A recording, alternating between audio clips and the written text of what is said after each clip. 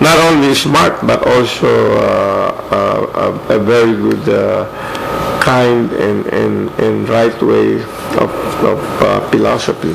Over there, in America, they really keep in mind that the children will be the future of the country. That's why they make sure that children are well nourished during their learning period, and then there's opportunity for them to be happy during their vacation, and on weekends you gotta take them to Disneyland, Magic Mountain, and whatever place those children would be happy. And then during the summer vacation, the spring break, the Christmas vacation. In fact, so many American parents, they sacrifice their time just to make their children happy, and that's a very nice philosophy, because when they see their children happy, they also become happy. Yeah. So they raise a very good future for America. Yes. So that must be the reason why almost American families, have only one child in each family because of that. I think the average child per couple now is less than 2. 1 point something. So the main reason is that they want their children to be to have a great future, So they want that everything that the children need, they can give it. Yeah, and one of the best examples very recently is the wedding of Chelsea Clinton. President Clinton and Secretary Hillary.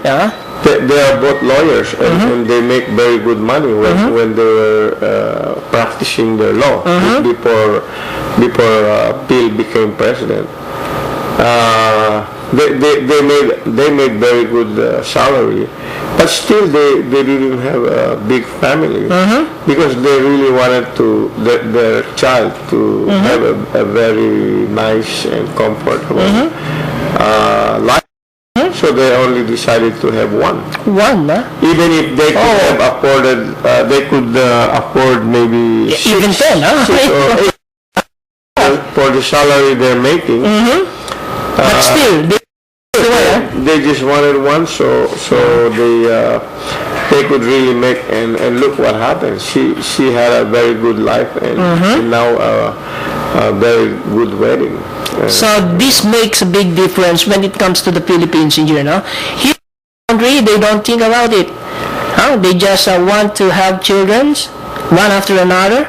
Yeah, because that is because of the culture that we have. Because we don't have, but that culture was molded because of the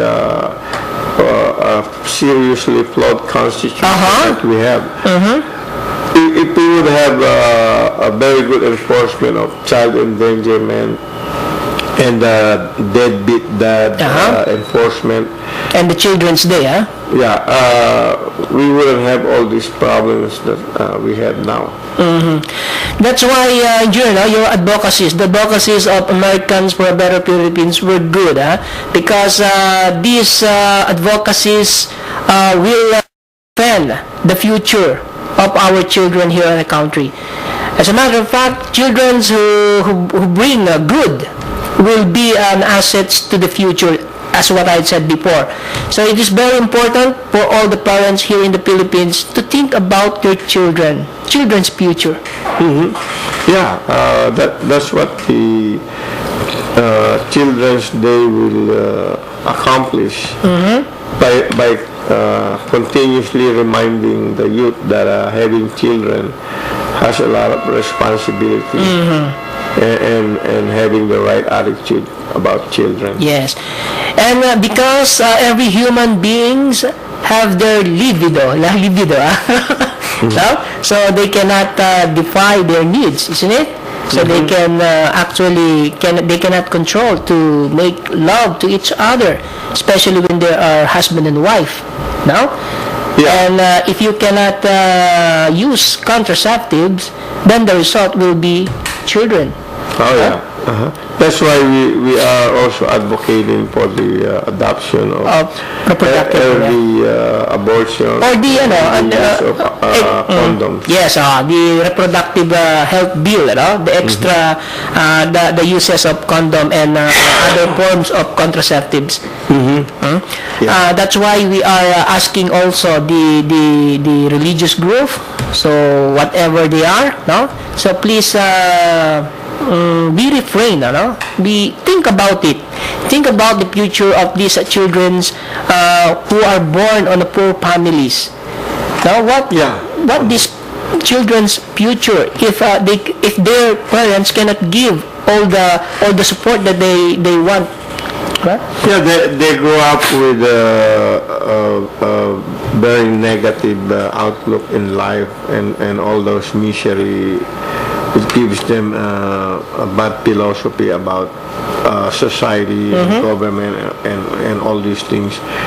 And they usually wind up with corrupt or bad attitude when they grow up because they went through all this misery. Yes, As a matter of fact, I remember I already discussed this in our program when you are not here, So even the rich one, they must have the loving and care to those children of their not own, because in the future, their children and those children coming from poor families will bring in the future, they will see each other. So who knows that the children comes from the poor family will make some inflict or will some make infliction to that rich children.